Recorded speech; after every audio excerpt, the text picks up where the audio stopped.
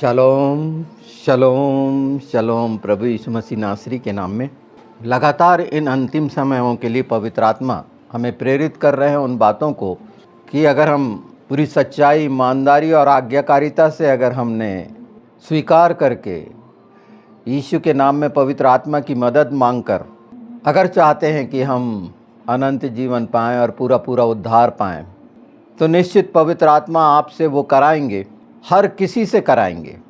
उसे करना ही पड़ेगा।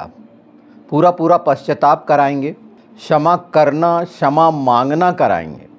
और वो भी समय आएगा कि क्रूस के नीचे आ जाएंगे। अभी बोलते हैं, सचमुच में आ जाएंगे। क्रूस उठाना आ जाएगा। और क्रूस उठाना कैसा होता है? जैसे जब कठिनाइयों में पड़ता है इंसान, नहीं चाहते हुए भी वो करना पड़ता है। मन नहीं चाह रहा है पर बचना है तो हर प्रयास करता। उसके पहले जो मनमानी करना है, परमेश्वर के वचन को अगर तुच्छ भी नहीं जानते तो अहमियत भी नहीं देना है, मनमानी करना है, अपने अनुसार करना है, बिल्कुल चलता रहता है। अनाधिकार चेष्टाएं करना, दूसरे के अधिकारों का हनन करना। आपने देखे थे कोरा और दातान ने जो करा था। इस संसार में ऐसे पाए जाने वाले तत्व जिन्हें हम झूठे प्रचारक, पास्टर, भविष्यवक्ता, उपदेशक कहते हैं, ये अपने आप को अपने ही बीच में अपनी महिमा कराने के लिए अगर छोटा बनाते हैं और इस तरह का कोई कर रहा है पास्टर, तो भेड़े, अगर आप सुन रहे हैं इन बातों को तो सतर्क हो जाइए कि वो क्या है। इन समयों में हम पहचान कर रहे हैं हर उस बात की। निश्चित कई चीज़ें बदल सकती हैं और पवित्र आत्मा के द्वारा जो छिलके उतरेंगे, इन सब के जो बोलते हैं कि हम दिन गिनने की समझ दे इन अंतिम समयों में, तो दिन गिनने की समझ तो मांग लेते हैं पर पता नहीं है। अभी हमने गिनना, नापना, ये सारा तराजू और बटकरे सब देख लिए हैं। आपको सतर्क रहना है। ये मैं कह रहा हूँ कि वो जो आपके पास आ रहा है वो सांप तो नहीं है। ऐसे बहुत सांपों को मैंने देखा है जो अपना रूप धारण करके आए और आज बाजार में कमाने वाले बन गए। नाना प्रकार की चालाकियाँ और ढीठता, और जबकि कुछ भी नहीं थे, कुछ भी नहीं और आज भी नहीं है। हाँ, गलत फहमी का शिकार है शैतान के साथ, जो भेड़ियों का झुंड बना लिए। इनसे सतर्क रहिए। ये अंतिम समय में इस तरह के बहुत से हैं, हर जगह पाए जाते हैं। ये तो मुझे दिखाया मैंने आत्मिक जीवन में, जब ये सारी चीज़ें कलीसिया में दिखाया, सब में दिखाया, उनमें से एक एक को दिखाया। तो ये चीज़ें होनी है। शैतान के हाथ में जो पड़े हुए हैं ऐसा करेंगे ही, उससे कहीं ज़्यादा करेंगे। जैसे यीशु के साथ कैसा करे थे, तो कोई आश्चर्य नहीं। पर हाँ, जिसकी ताड़ना हो रही है, निश्चित वो उद्धार का है। तो मैं अभी दिन गिनने की बात कह रहा था। किस बात के लिए दिन गिनना है, यही समझ नहीं है। ये समझ हमने मांगी नहीं, मांगते तो ज़रूर मिलती। प्रभु यीशु कहते हैं तुमने मुझसे मांगा ही नहीं, क्योंकि हमारी लालसा तो दूसरी ओर लगी हुई है। ये बिल्कुल ठीक है कि पिता, पुत्र, पवित्र आत्मा ये सब बातें जानते हैं, और आप, मैं जितना बता रहा हूँ उससे कहीं ज़्यादा जानते हैं, बहुत ज़्यादा जानते हैं आप। जब हम प्रभु के चरणों में रहते हैं तो बहुत सारी चीज़ें स्पष्ट आपके अंदर आती जाती होगी। ये मैं जानता हूँ, ये मैं जानता हूँ, ये मैं जानता हूँ। पर फिर क्या हो जाता है, क्योंकि उसके बाद जैसे ही हटते हो संसार में तो वो चीज़ पर स्थिर नहीं रह पाते।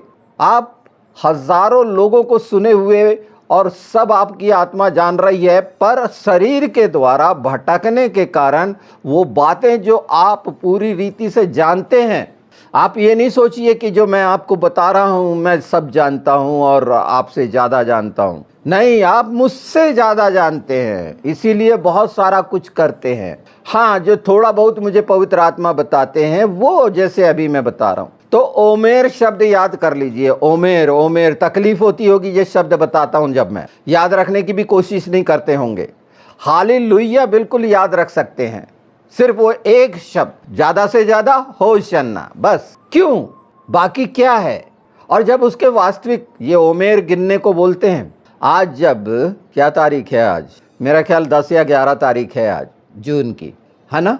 तो आज 49 49वां दिन है ओमेर का, जिस सिवान का महीना, और उसका चौथा दिन, और ओमेर का आज जो अभी चल रहा है 49, और आज सूरज ढलने के बाद जो कल का होगा वो 50वां दिन। तो 50वां दिन क्या है, 50वें का मतलब क्या है, पेंटिकोस्ट जो बोलते हैं। तो परमेश्वर ने अपनी इज़राइली कौम को जो दिया है उसे समझिए। और ये मैंने इसके पहले बता दिए हैं कि वो स्वभाव पर प्रैक्टिस करते हैं, उनके लिए तोरा मुख्य है। तमाम प्रकाश का, तोरा का मतलब प्रकाश होता है, और संपूर्ण तोरा हमारा यीशुआ मसाया है। पर आपको तोरा से तकलीफ है, तोरा ही यीशुआ है, यीशुआ ही तोरा है, यानी पूरा का पूरा पवित्र शास्त्र प्रभु यीशु मसीह नासरी है। तो हर दिन उनके यहाँ का बच्चा इज़राइली, जिसे फिजिकल कहते हैं, हम अपने आप को आत्मिक इज़राइल कहते हैं, और हैं भी यीशु के साथ, पर आत्मा के काम और शरीर के काम इसका खूब सुने हैं, पर शरीरी के कामों में लिप्त हैं। विश्वास कहाँ पाया जाता है, क्यों नहीं पाया जाता? क्योंकि विश्वास योग्य तो यीशु है, वो ही हमारे जीवन में नहीं है, क्रूस ही हमारे जीवन में नहीं है। क्रूस कब आता है ये भी समझ लेना, क्रूस के नीचे कब होते हैं ये भी धीरे धीरे पवित्र आत्मा समझाएंगे। हालांकि ये ऐसी बातें हैं जो तकलीफ़ देती होंगी, लुभावनी वाली नहीं है ना। वहाँ बच्चा बच्चा इसकी प्रैक्टिस करता है, ये 50 दिन, हर दिन एक परमेश्वर के स्वभाव की, और उसको फॉलो करता है। उसको वो अपने उस दिन में कि मैंने ये 7 एट्रिब्यूट बता चुके हैं। अगर आपने इसको नज़रअंदाज किया तो उसके स्वभाव के आप हो ही नहीं सकते, और अगर उसके स्वभाव के आप नहीं हैं तो पवित्र आत्मा तो आपको बनाएंगे ही बनाएंगे, और उसमें तकलीफ़ होगी। हो सकता है उस समय भाग जाओ। क्यों बोल रहा हूँ? क्योंकि तकलीफ़ सहन करना नहीं आता। दिन गिनने के बारे में बता दिया कि दिन इसलिए गिने जाएं कि अपने आप को जो परमेश्वर ने अपने वचन में, अपने शब्द में दिए, अपने स्वभाव में और समानता और स्वरूप में बनाया, हज़ारों बार आप हैं भी ना, आप दोहराते हैं हम उसमें हैं, पर जैसे ही प्रार्थना से हटते हैं या कलीसिया से निकलते हैं, अपने बड़े बड़े वो जो होते हैं सेमिनार और उससे, तो फिर वहाँ उससे जाने के बाद क्या करते हैं, वहाँ से निकलने के बाद क्या करते हैं? खुद अपने आप को देखिए। आप उदाहरण हैं, मैं खासकर इंडियंस की बात कर रहा हूँ। आप, क्योंकि मैं तो इस देश का हूँ, तो यहाँ के लोगों को जानता हूँ कि उसके बाद क्या करते हैं वो, और कैसा कैसा करते हैं वो। सचमुच में तो मैं सबको भी नहीं कह रहा हूँ, तकलीफ़ हो रही होगी, होना भी चाहिए, क्योंकि ये भला है कि ये तकलीफ़ थोड़ी सी जो कठोर लग रही होगी, जो मुझे बोलना भी नहीं चाहिए, ये ऐसा हिस्सा है, पर इतनी गंदगी डाल दी है ये वंश शब्द ने, जात शब्द ने। यीशु को बदलने की कोशिश करते हैं अपनी जात में। बाइबल में मरारी वंश आया है एक जगह, है ना। तो मैंने देखा कि आजकल के कुछ मरार, बीच में एक मरार जाति होती है, आपको नहीं मालूम, शायद ना मालूम हो, ये मध्य प्रदेश में है। बहुत मेहनती कर्मठ जाति होती है, बड़ी ईमानदार। आज कैसी है मैं नहीं जानता, 15-20 साल पहले तो, और एक शानदार। तो क्या वो उस वंश के हो गए? अरे हम यीशु के वंश के हैं। यीशु के वंश से बड़ा कौन सा वंश है? सृष्टि रचयिता, जगत का रचयिता। आप समझ जाइए ये बातें इस तरह की जो फजूल हैं, जिन पर हाँ आपस में चर्चा करने के लिए ठीक हैं, पर इस चीज़ को भी थोड़ा सा समझ के चलिए। और अपने दिन गिनने के लिए, कल 50वां दिन है। आप 50 दिन, मैंने बोला है एक वीडियो में कि 50 दिन में आप अपने स्वभाव को नया कर सकते हैं। यीशु के नाम में मांगे और करें तो सही।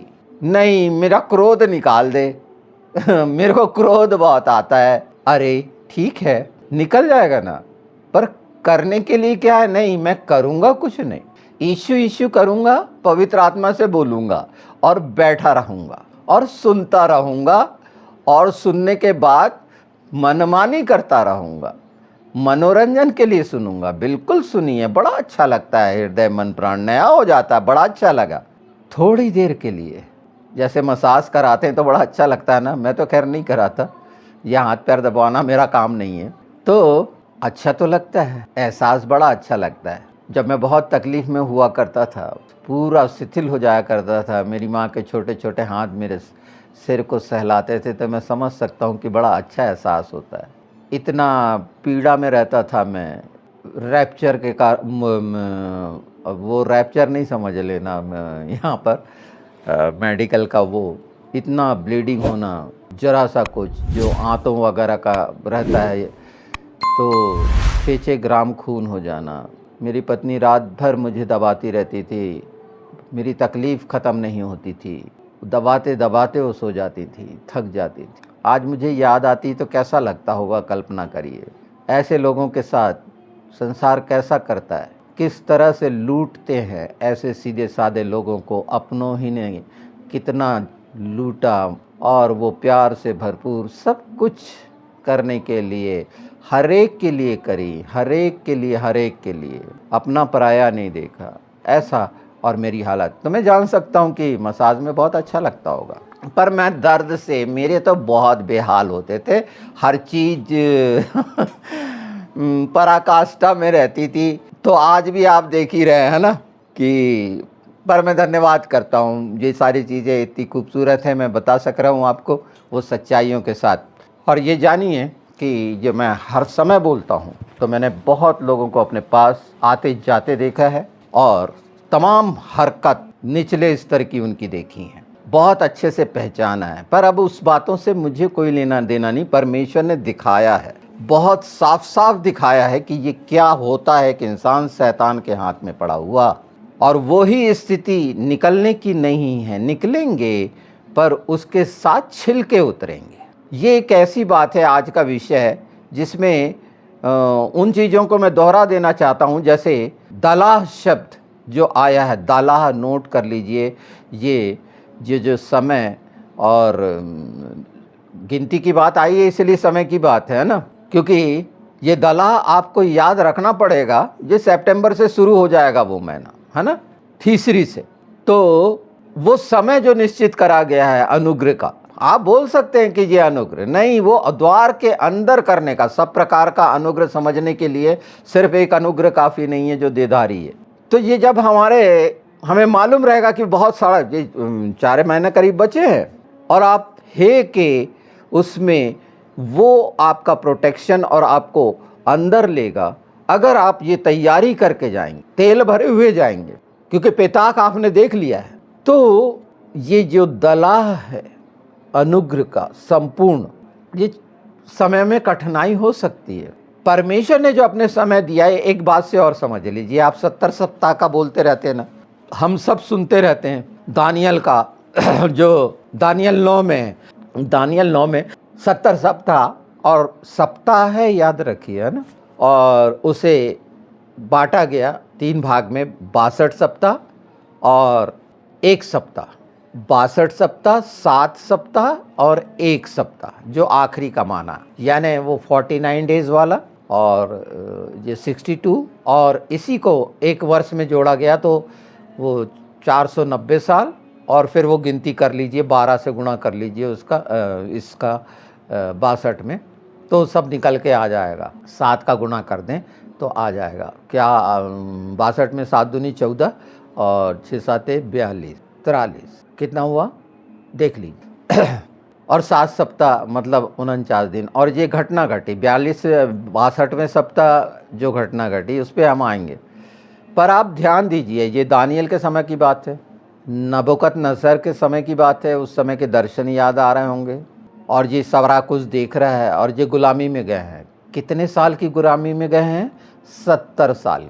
70 साल की गुलामी, 70 सप्ताह का दर्शन, और वो 70 सप्ताह में जो बहुत आराम से बोली जाती है एक बात, वो मैं पढ़ के सुना देता हूँ आपको। 26 देखिए, है ना, उस 62 सप्ताह के बीतने पर अभिषिक्त पुरुष काटा जाएगा। ये साधारण शब्द है क्या? अगर मैं ये प्रश्न रख दूं कि प्रभु यीशु तो सूली पे चढ़े थे, तो काटा जाने का क्या मतलब हुआ? यही वो बात, काटा जाना किस बात को दिखाता है? क्या क्रूस पर चढ़ाए जाने को? और अगर क्रूस पर चढ़ाए जाने को दिखाता है, रोमन्स का ये था ना, रोमियो की यही प्रथा थी ना, क्रूस पर चढ़ा दो। तो काटा जाना बोलकर साधारण तरीके से हट जाना, अगर हम ना जाने तो विचलित होते हैं ना, क्योंकि हम नहीं जानते। हम तो सिर्फ ये जानते हैं क्रूस पर चढ़ाया गया। हाँ, वो गलत नहीं लिखा है, बिल्कुल नहीं लिखा है, ये भी बता रहा हूँ। पर अगर यही बातें बताता रहूं और वो कैसे हर बात से जुड़ी हुई है शुरू से, कि 62 सप्ताह का क्या मतलब है और 7 सप्ताह का क्या मतलब है और 1 सप्ताह का क्या मतलब है, तो उससे कोई फायदा नहीं होना है।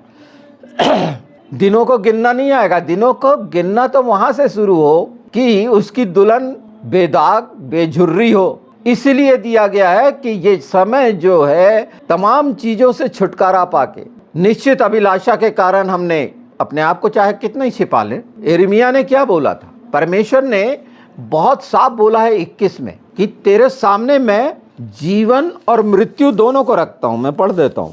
यीशु के कारण, हमारे प्रभु के कारण ये सारी चीजें हमें नहीं देखनी पड़ी। कल्पना करो, इस युग में अपने आप को जंजीर से बंधा हुआ 1500-1700 किलोमीटर है वहां से बेबीलोन, कैसे पैदल गए होंगे वो सब बंधे हुए। सोचिए ना क्या हाल है।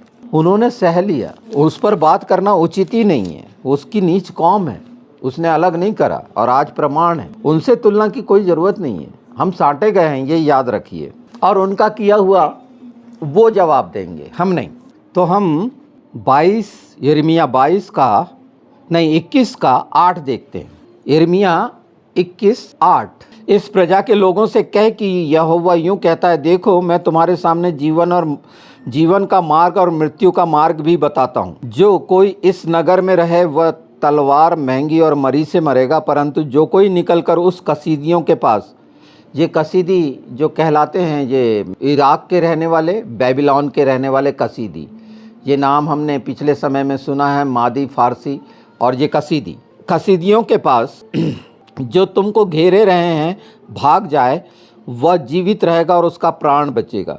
क्योंकि यहोवा की यह वाणी है कि मैंने इस नगर की ओर अपना मुख भलाई के लिए नहीं वरन बुराई के लिए किया है। यह बेबीलोन के राजा के वश में पड़ जाएगा और वह इसको फुकवा देगा। जितना कुछ इस समय किया जा रहा है परमेश्वर की, यीशु की दृष्टि में घृणित, बिल्कुल ऐसा ही होना है। अभी तक ये मसीही जगत, जो खासकर मैं उनका नहीं जिन्होंने यहूदियों से निकल के आया, इन लोगों ने यीशु के नाम में सब कुछ पाया है। इन लोगों ने तकलीफ नहीं देखी है, किसी ने भी नहीं देखी है। ये जकड़े नहीं गए, इनको आशीष ही मिली है अगर देखा जाए तो हर रीति से। और प्रभु यीशु ने रख दिया अपने नाम के द्वारा, उस बलिदान के द्वारा ये आशीष मिली हुई है, अनुग्रह मिला हुआ है। पर इसके बाद इतना भयानक होना है कि इन चीज़ों का जब हिसाब होगा, जैसे इजराइलियों का हिसाब हुआ, वो हिसाब कितना कष्टदायक है, उस समय निंदा करने लगेंगे। क्योंकि जिस रीति से आए हैं, कहाँ जाने को बोल रहा है पिता अब्बा यहोवा? वही नबूकदनेस्सर के पास, क्योंकि वही तो पसंद था। परमेश्वर का विरोध करना, यीशु का विरोध करना, पवित्र आत्मा का विरोध करना, यही तो पसंद था। ये वचन के अनुसार सब पर लागू होता है। ये सब के लिए कहा जा रहा है, एक को भी नहीं छोड़ा जा रहा है। यिर्मयाह ने मना कर दिया था सच, उसको तो खोजा और वो एक बार सुने होंगे कि उसको तो कितनी इज्जत दिलवाई गई। हाँ, इन लोगों ने यिर्मयाह को किस रीति से लज्जित किया, ये आज भी कर रहे हैं। इस सच्चाई को बताने वाले को लज्जित कर रहे हैं। आज की ये जो शैतान के साथ मिले हुए हैं, वो लज्जित करने का कोशिश करते हैं, लज्जित नहीं कर पाते, जलते हैं, ईर्ष्या करते हैं, कपट करते हैं, योजना बनाते हैं कि ये देखते हैं कब पैर फिसलेगा। मेरे बारे में देखते रहते हैं ना, बहुत सारा चीज चेक करते हैं, जासूस भेजते हैं, नाना प्रकार के चीज़ों से तौलने की कोशिश करते हैं। ये वो हैं, ये हमेशा थे, हमेशा रहेंगे। इनके यहाँ हर समय हर चीज का टोटा पड़ा रहेगा, क्योंकि यीशु के साथ रहकर ये कर रहे हैं। इनको उसी के पास जाना पड़ेगा। परमेश्वर इनको उनके पास भेजेगा कि ये शैतान इनको कुचले। और ये जो कुचले जा रहे हैं, ये छुटकारा क्यों नहीं पा रहे हैं, ये सच्चाई आज आप जान लीजिए। इस वचन के अनुसार जो 21 और 22 आप यिर्मयाह देखेंगे, तो वो परिस्थिति में पड़े हुए जो नाना प्रकार के कर रहे हैं, अगर उनके कान आज खड़े नहीं हुए, बहुत बुरा शरीर की दृष्टि से होगा। शरीर की मैं बार बार कह रहा हूँ, पर आत्मा आनंदित हो जाएगी, हमेशा का होगा। तो ये भी एक हिस्सा है। ये दोनों मार्ग रख दिए मैंने से मतलब पवित्र शास्त्र के रख दिए। और डेफिनेटली अगर प्रभु मुझसे करा रहा है तो मैं तो बोलूँगा ही, उसमें मुझे कोई भी झिझक नहीं है, क्योंकि उसका वचन ही बोलूँगा। मैं अपने तरफ से कुछ भी नहीं बोलूँगा कि वो बेबीलोन की तरफ जा, अभी तो बेबीलोन की तरफ ही जा रहे हैं ना। अगर पर प्रभु ने मौका दिया तो निश्चित वो 70 सप्ताह के और 62 और 7 सप्ताह और ये आखिरी 1 सप्ताह के बारे में इन समयों के प्रकाशन के लिए बोलूँगा ना। पर तैयार तो हो जाइए, वो दिन तो गिनो, सब चीज़ें आ गई हैं। और हर दिन का पाप और हर दिन की क्षमा से अब निकलकर वास्तव में उसका धन्यवाद करो, और धन्यवाद सच्चाई से करो, और तकलीफ़ों को सह लो। यीशु ने कहा मेरे लिए थोड़ा सा सह लो। सहना नहीं है संसार का शौक़ करना, शरीर का शौक़, तो उस समय दरवाज़ा बंद हो जाएगा। उस समय के लिए कहा गया हे प्रभु और यीशु, कैसा लगेगा सोचिए। तो आज जब ये बातें जो थोड़ी थोड़ी सीख रहे हैं, जान रहे हैं, तो कहीं भी हो, क्रूस आपके सामने हो, तो आप इसी पृथ्वी पे स्वर्गीय आनंद में रहोगे। संसार और शरीर का आनंद पाने के लिए थोड़ी सी देर प्रभु के सामने रहना और दशमांश सिखाना कि 24 घंटे में कितना है वो गिनती कर लेना, बस उतनी देर रहना, और बाकी के घंटे संसार में पड़े रहना। ये नहीं बोला जाता नहीं दशमांश कर दो तो मान लो 2 घंटे होते, मैं ये इतना कैलकुलेशन नहीं करता है ना, तो बाकी के 22 घंटे संसार के, रात के, शैतान के। उस दशमांश का अर्थ समझो आज कि आज आप उतना समय अगर प्रभु के साथ रहते हैं तो वाकई में सच्चाई से दशमांश आप करते हैं। 24 घंटे में मान लो 3 घंटा दशमांश होता है, तो 21 घंटा आपका प्रभु के साथ संगति करना दशमांश को दिखाता है। वो 3 घंटे की, ये 3 घंटे की प्रार्थना 22 घंटे 21 घंटे को नहीं दिखाता कि घुटने टेक के कर रहे हैं 21 घंटे 3 घंटे तक, और मैंने आज का दशमांश पूरा करा और 21 घंटे जो मर्जी है वो कर रहे हैं। उल्टा है, नहीं सुने होंगे है ना।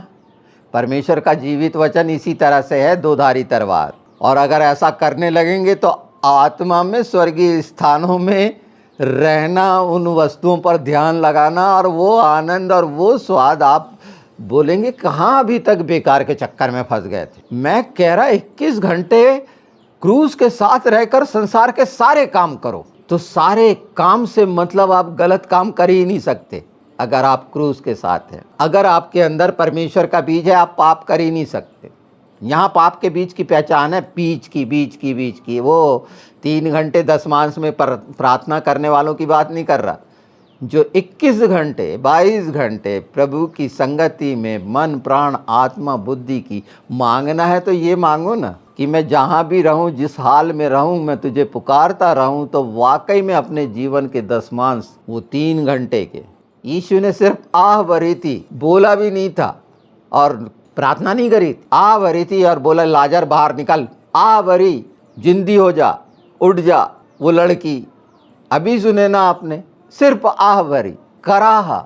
ये जो आप सुन रहे हैं ये कराहट है, वचन की सच्चाई की कराहट की। परमेश्वर पिता पुत्र पवित्र आत्मा हमारे लिए क्या चाहते हैं। छोटे बच्चे को जब नहलाते हैं, माँ नहलाती है, खूब मारती ना, घिसते तो रोता, चीखता, चिल्लाता, बड़ा चीखता है। कितने चालाक होते हैं, बड़ी जोर जोर से रोएंगे, फिर माँ और तड़ातड़ मारेंगी, है ना।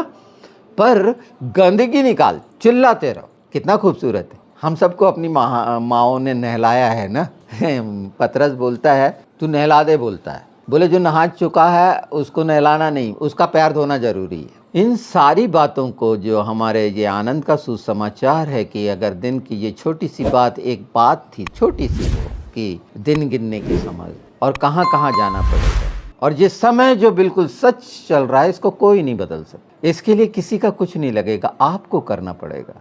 आज आप एक छोटी सी चीज़ दशमांश की सीखिए। दशमांश का अर्थ परमेश्वर के राज्य के लिए क्या बोना क्या करना, ये आप जान जाएंगे, आत्मा आपसे करा देगा। रीति रिवाज से निकलिए, वो जो लोगों ने बना दिया है उसके साथ रहना। कोई भी चाहेगा संसार के सर्वशक्तिमान परमेश्वर के साथ 24 घंटा बिताना, कौन नहीं चाहेगा। वो तो एक थोड़ी सी देर के लिए भी अलग नहीं होना चाहेगा। ये इच्छा रखो तो सही, और आप रखेंगे, मैं जानता हूँ, और इसके लिए मांगेंगे यीशु के नाम में, और ये आपके लिए होगा, क्योंकि ये समय अभिषेक का है, पवित्र आत्मा के आग का। वो आपको हमेशा बनाए रखेगा क्रूस के नीचे, क्रूस के साथ क्रूस उठाएंगे, और आज तक नहीं बोले हैं बोलने वाले बन जाएंगे। मैंने बोला ना, वो गूंगा और बहरा, वो इफ्ता आपने सुना होगा, ये खुल जाएंगी गांठें, ये गांठें खुल रही हैं। तो दशमांश का, क्योंकि छूछे हाथ उसके सामने जाना उचित नहीं है। परमेश्वर इसमें बहुत सी ऐसी बातें हैं जो मैं कहना चाहता हूँ, पर मैं चाहता हूँ हो सकता है कि इसे आगे बढ़ाऊँ। मलाकी देख लेते हैं हम, मलाकी 2:17। तुम लोगों ने अपनी बातों से यहोवा को उकता दिया है, तो भी पूछते हो हमने किस बात में उसे उकता दिया है। ये सारी उकताने वाली बात, और उसके बाद भी पूछ रहे हैं। हम सोचते हैं अपना इसमें कि तुम कहते हो जो कोई बुरा करता है वह यहोवा की दृष्टि में अच्छा लगता है, और वह ऐसे लोगों से प्रसन्न रहता है, और यह कि न्यायी परमेश्वर कहाँ है। देखो मैं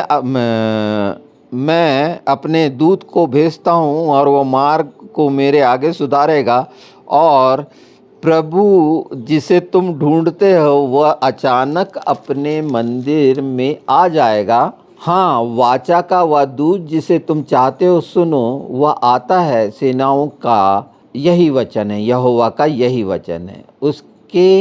परंतु उसके आने के दिन को कौन सह सकेगा, और जब वो दिखाई दे तब कौन खड़ा रह सकेगा। कोई सह नहीं सकेगा उस दिन को, है ना।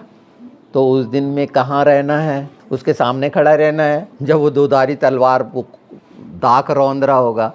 इसीलिए पहले से हम समझ जाएं कि हम उसके साथ जब वो आए, तो चाहे कोई तकलीफ़ हो, मांगना सीख लें, और इन चीज़ों से पीछा छुड़ाएं जो दुष्टता के हाथ में पड़कर, संसार की शिक्षाओं में लिप्त होकर आत्मा क्या कहता है ये देखें, और आत्मा के अनुसार करें, यीशु के नाम में निर्भर होकर करें। ये छोटी छोटी शारीरिक मानसिक रोगों और आर्थिक समस्याओं को ये उकता देने वाली है परमेश्वर की, ये पहले से दे दी गई है। आप तैयार होइए, क्योंकि वो दिन आप नहीं सह पाएंगे। ये ही तैयारी चल रही है आपसे, मतलब उसमें मैं भी ऐसा मत सोच लीजिए कि तो मैं तो बिल्कुल ये सोच लिया है। सोच क्या, मैं उस पर काम कर रहा हूँ उस यीशु के साथ, पवित्र आत्मा के साथ, कि वो जैसी आएगा मैं चले जाऊंगा। मैं काहे को भयानक दिन में रहने की कोशिश करूंगा। मैं बहुत भयानक दिन देख ही रहा हूँ, मनुष्यों के द्वारा देख लिया है इतने सालों में, क्या क्या होता है,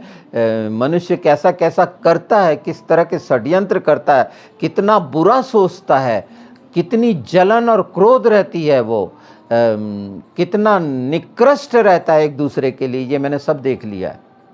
ये शैतान के साथ है, और शैतान को हराना, शैतान को मारना और उसको गिनना शुरू करो ना। मैंने तो इन सब को पूरी रीति से परमेश्वर के हाथ में डालकर रख दिया है। जिसने भी किया है आपके साथ, जिसने भी ऐसा किया है, परमेश्वर के हाथ में सौंप दो, वो कोई क्यों ना हो। ये भलाई करोगे आप। ये बात बुरी लग सकती है कि इनकी चमड़ी उधड़े, ये छिलके उतरे, पर उनकी आत्मा बच जाएगी। परमेश्वर के हाथ में सौंपो इन सब को, जो आपके साथ किसी तरह का भी धोखा, चीटिंग, बुराई, अपमानित जो भी किया है, उसको सौंपो। ये सामने वाले के लिए भलाई है, पर बुराई के अनुसार नहीं सौंपो। ये मैं कह रहा हूँ। ये अंतिम समय में इन तरह से दुष्ट को हराना सीखोगे। कुड़ना बंद करो, यीशु के साथ रहना है। ये सारी चीज़ें आती जाती रहेंगी। आत्मा से मतलब है कोई किसी का रिश्तेदार नहीं है, गलत फहमी है, शरीर के ये तमाम रिश्ते ख़त्म हो जाने हैं, कुछ भी नहीं रहना है, और ये दिखावे के हैं, भावनात्मक हैं, इसमें हर समय धोखा मिलेगा। पर आत्मा में पिता पुत्र पवित्र आत्मा के साथ रहो, बस तमाम बुराइयां ख़त्म हो जाएंगी। और उस दिन में कौन खड़ा रह सकेगा, ये याद रखो।